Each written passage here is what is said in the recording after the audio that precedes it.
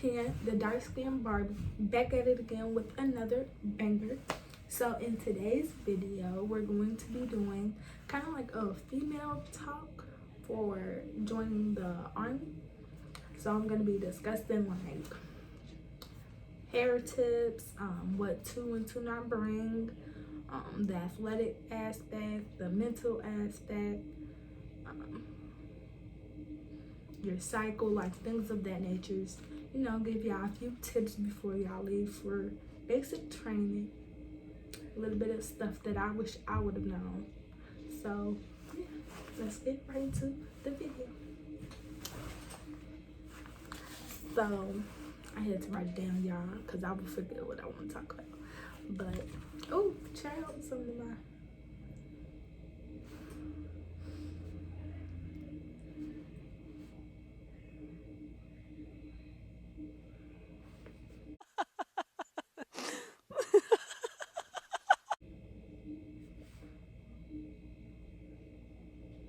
okay. So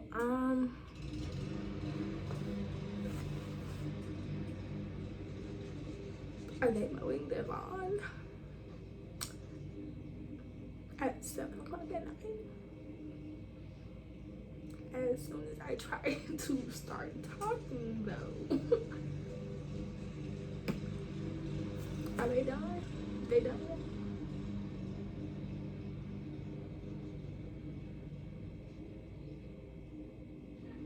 I'ma just try to talk up some.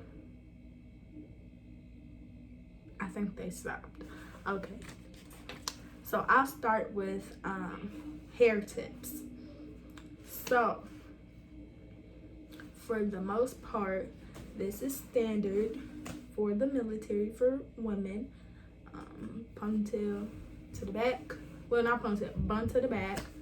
And yeah, this is pretty standard. But for basic training, for my, black queens out there, especially those with the shrinkage, I understand the struggle. So let me put you on to a few tips, boo. So for starters, braids. Braids are your best friend. Straight to the back. Simple, easy to do because you're going to be getting dirty. You're not going to have much time to be trying to do a bun every day. And it lasts way longer. And it's a lot more manageable. So before you leave home, hit up your stylist, do what you got to do, and get you some braids to the back.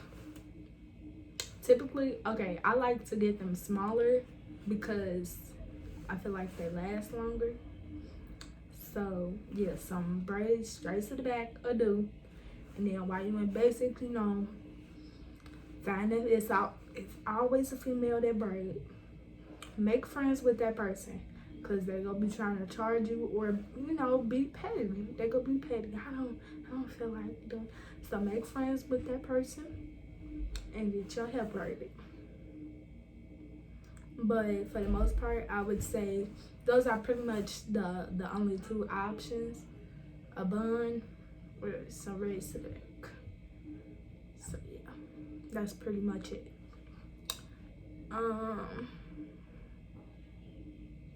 Oh, and what kind of hair stuff to really bring? I know they're not gonna start this again. Okay.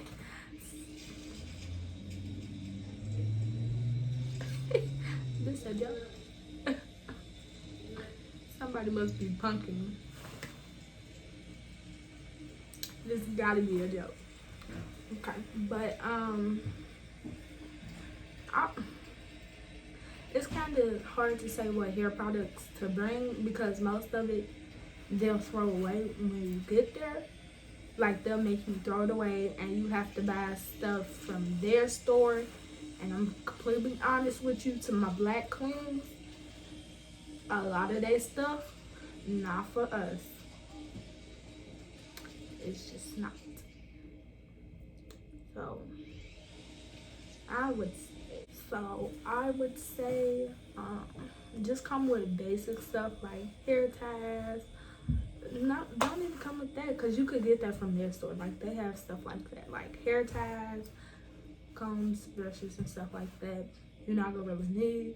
But once you get like to your company, write your family, look, some edge control, this kind of gel, these kind of brushes, like tell your people to send you that, because you're not gonna find anything for your kind of hair at, you know, the stores they have on base. It's just not gonna happen. Like, I think when I was there, the only kind of eco style gel they had was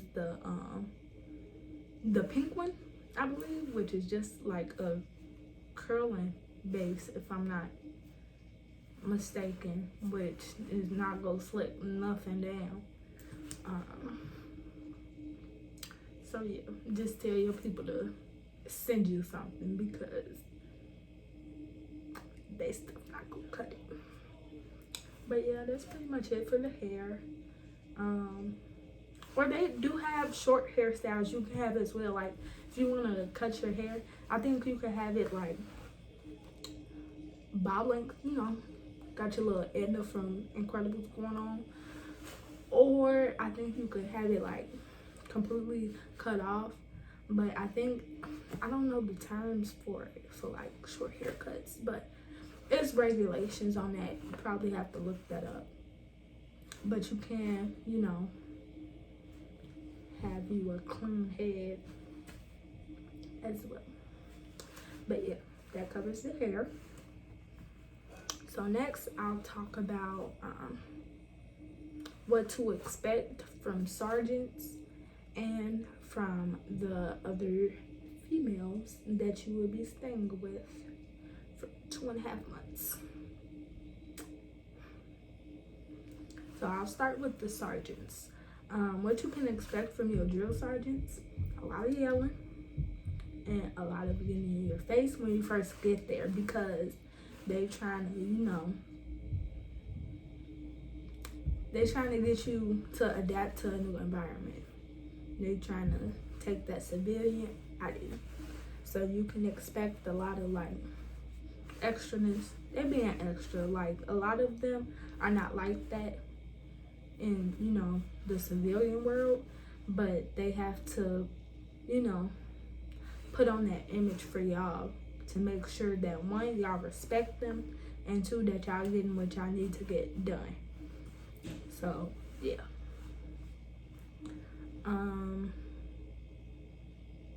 Yeah, that's pretty much like the gist of what you can expect from them. Expect them to be on your tail, because they're gonna be on your tail. They pretty much, everything they say to do it. Like, do not talk back or nothing like that, because it's not gonna get you nowhere. You still gonna be there. Trust and believe, the Army is not gonna just let you go home. You still gonna be that sis. So suck it up. What to expect from the other females: I wouldn't really say drama, but you do have to take into account that, you know, all of y'all are literally from all over the country, and from a few other countries as well. So you're not going to see eye to eye on everything at all. It's going to be a lot of little petty arguments and stuff like that. And then also, y'all confined in one area, not with your family, your friends, nothing. So it's also that level of stress adding on to it. Everybody's irritated, everybody want to leave. So expect there to be a lot of differences, a lot of bickering back and forth. You know, it will be a couple of fights. It happens. But yeah, that's pretty much it. I would just say stay out the way. You know, I wouldn't say make friends with everybody, but try to get along with everybody for the benefit of yourself, because at some point throughout basic training, you're gonna need these people for something. You might miss a piece of information that they got and now you need them to give you that information, because otherwise, it's your tail on the line, because them drill sergeants are not nothing to play with. So I would just say, just make sure you're utilizing all of your networking skills as well. So next topic, I'll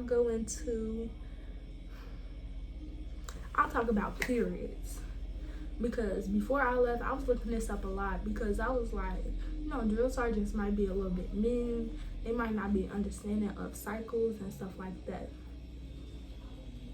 So ladies, if you have your period in basic training, which is highly unlikely because of the stress level of the environment and stuff like that, it's very unlikely that you'll have your period. But just to say you did get it at the store on base that you will go to multiple times, they have everything you need there. It don't hurt to grab some and just keep one in your uniform or something, like in your pocket, or they'll give you a comeback on your back filled with water. It's a little pouch in there, put it in there. Like, just always keep one on you to be safe. You can always use the bathroom. They're not gonna tell you, no, you can't, because nobody wants to sit there and see you bleed or smell it. So they will allow you to change, and they will allow you to take care of yourself if you need to. So just treat it like you at home, really.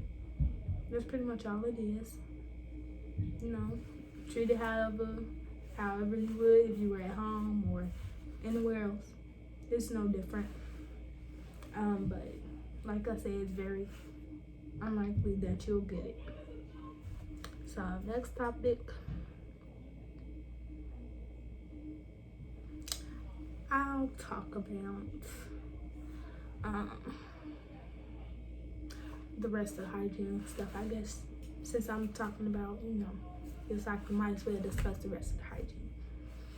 Hygiene, ladies. This is not home. You will not be getting, a 30-minute shower, hot water. No. No, it's not gonna happen. If you're lucky, you're gonna get, a 5-10-minute shower. It really depends on your drill sergeant and how your platoon acts and the amount of personal time they give you. But personal time, baby, is your writing letters, showering, and stuff together for next day. Like, that's all that in one. They give you like 30 minutes. So, to get all that done. And then plus, you sharing a sleeping area with 60 females, and then it's only like 8 showers. So, you have to be considerate of that as well. So, like I said, showers gonna be like 5 to 10 minutes. It's best if you do like your real deep cleaning, your 30-minute showers on a Sunday, because Sundays you do get a lot more personal time. That's when you can, do your shaving of your kids, all that good stuff, washing your hair, stuff like that. Did they allow us to have I'm trying to think, were we allowed to have razors? I don't think we were allowed to, but I had one because I was shaving. No, I'm not sure. Take one just in case. But yeah, the hygiene aspect really isn't that great, and plus the stuff, like I said, at the store on base, most of it is men products. Yeah, like Old Spice. It was Old Spice and then another deodorant, which were the only 2 options. So you have to deal with it pretty much. But yeah, hygiene, it sucks, but it's not too horrible. You can still clean yourself every day. Just be grateful for that. And then laundry, you could get laundry done. Sundays, they have assigned days where you can do laundry, so you'll definitely be able to get your laundry done, clean your uniforms and stuff like that. So that's pretty much it. Let's see what I want to cover next. The athletic aspect. So just recently the Army is shifting their PT testing from the APFT to the new one, which is the ACFT. The APFT was pretty much determined based on age and gender. So I'm 18, a female, so my requirements to pass the APFT were pretty simple. I think I had to do 19 push-ups, 53 sit-ups, and a 2-mile run under 18 minutes and 54 seconds, if I'm not mistaken. So pretty easy. But the new ACFT is based on your MOS, which is your job in the Army. So it's gender equal. It's based off your job. So if you have a job that's considered in the heavy category, regardless of gender and or age, your your requirements are the same. So that's a big change. I feel like it kind of makes the athletic aspect a lot harder for women, especially for smaller women, because depending on your job, you could have a job that's considered in the heavy category and be expected to, deadlift 220 pounds, but then you only weigh, 105 pounds. So the athletic aspect, I feel like, is definitely a lot tougher on women now. So I would just make sure, before you leave at home, if you're at home and stuff like that, that you're doing like little trainings that could just push you ahead some. So do, some push-ups, lift a few weights, do a couple pull-ups, work on cardio, your stamina, and then you should be okay. But other than that, basic training, I feel like, isn't too physically draining as people would think. It's more so mentally draining than physically. So the athletic aspect, I feel like, is not too, it's not overwhelming. So yeah, that's good. And then how to stay in good spirits during basic training. During basic training, being a woman. So to stay in good spirits, what I did, I counted down my days. Best believe I got me a notebook, made me a little calendar, marking my days as we go. But I was also writing down what I did throughout the day, because it kind of helped it. It kind of made the day feel like it went by faster. Because, wow, I'm already at the end of the day. I'm already writing what I did today. When I wake up, I'm already at the next day. And I'll be doing the same thing again. So that helped me stay in good spirits. Writing to friends and families definitely helped me stay in good spirits as well. Just keep myself motivated. And when you're there, you realize, it makes you realize what you're capable of doing. So motivating myself, letting myself know, I can hang in here with the guys. I can do what they doing. I'm physically fit to do what they doing. Just giving yourself that extra mile, that extra motivational pep talk. That really helps to stay in good spirit. Making friends. You're not gonna be friends with everybody. We women, we know how women are.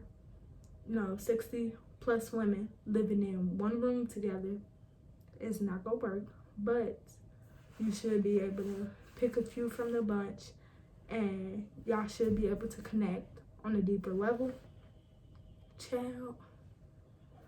But yeah, that should definitely help with, you know, staying in good spirits and stuff like that. And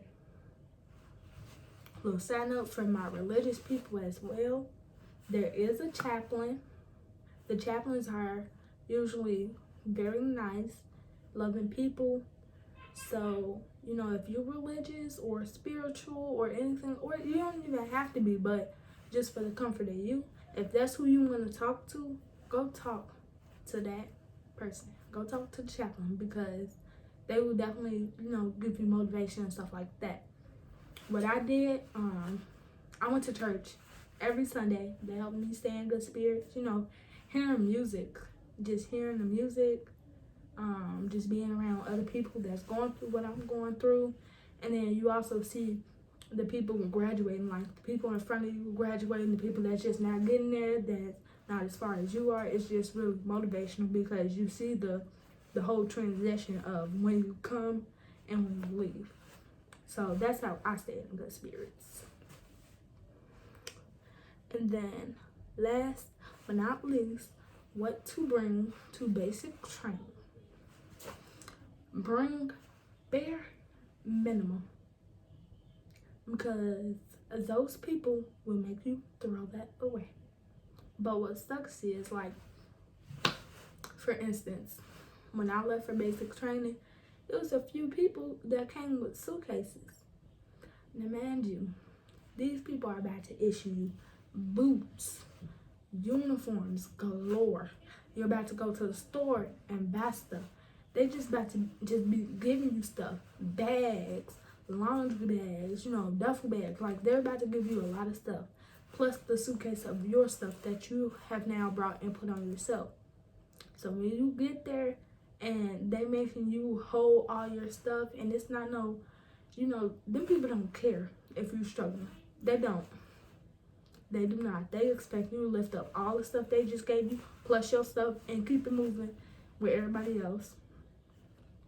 And then at that, most of that stuff you can't use, they're gonna make you throw it away. So I would just say,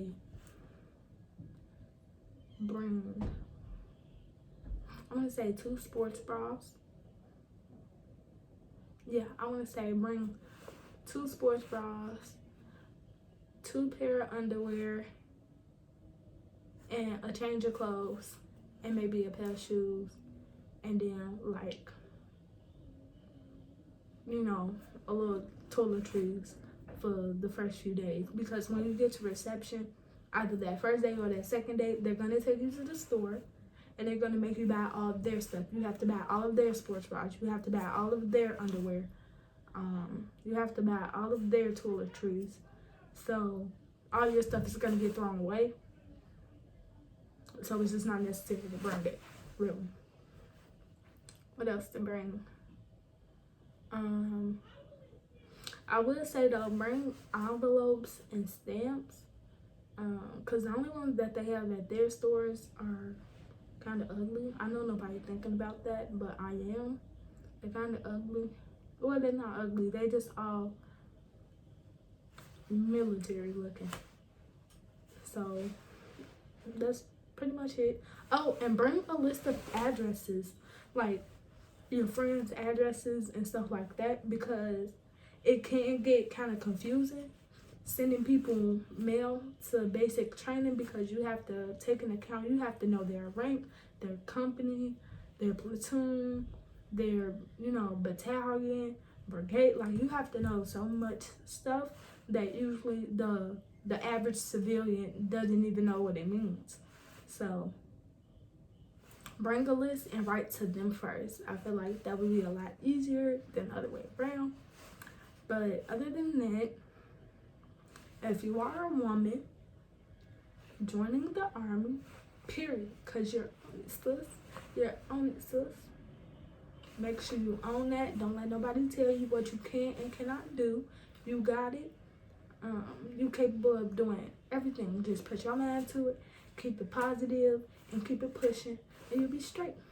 So yeah, peace out. Barry Gang out.